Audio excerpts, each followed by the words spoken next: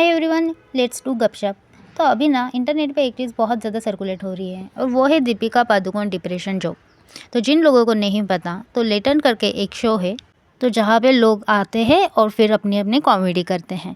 तो इसी तरह से एक लेडी आई थी और उसने कुछ स्टेटमेंट पास किया था। तो वो स्टेटमेंट कुछ इस तरह से था कि दीपिका इज़ नाउ मदर। अब रियल डिप्रेशन क्या होता है ये पता चलेगा दीपिका को। ब्रेकअप से कौन ही डिप्रेस होता है। Also became a mother recently, right? Great. Now she knows what depression really looks like. Not trying to insult breakup wala depression. Actually, I am.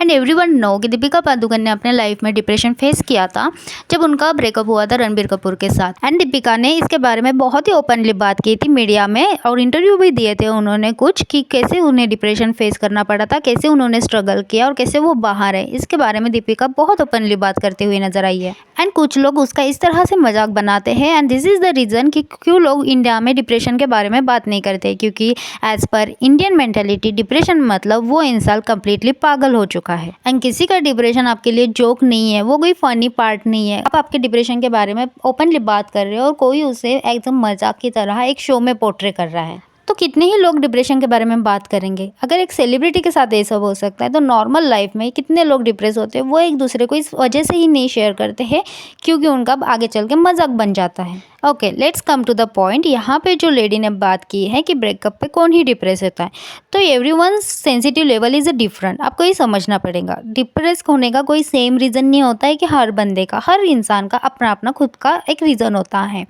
तो यहाँ पे ना एक चीज़ आप देख सकते हो एक एग्जाम्पल की तरह कि कोई बच्चे हैं जो स्कूल में पढ़ रहे हैं, तो एक बच्चे को थोड़े से कम मार्क आ गए और उसने डिप्रेस होकर सुसाइड कर दिया।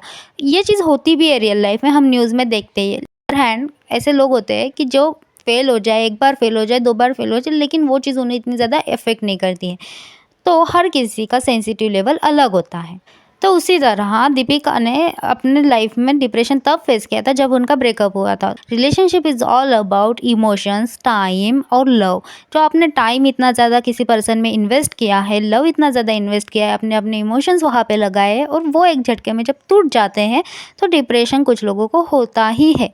It's not about the person, it's about priority. तो दीपिका के लिए उस टाइम पे अपना लव ही बहुत ज़्यादा प्रायोरिटी था और वो नहीं बन पाया तो इसलिए उसको डिप्रेशन आ गया।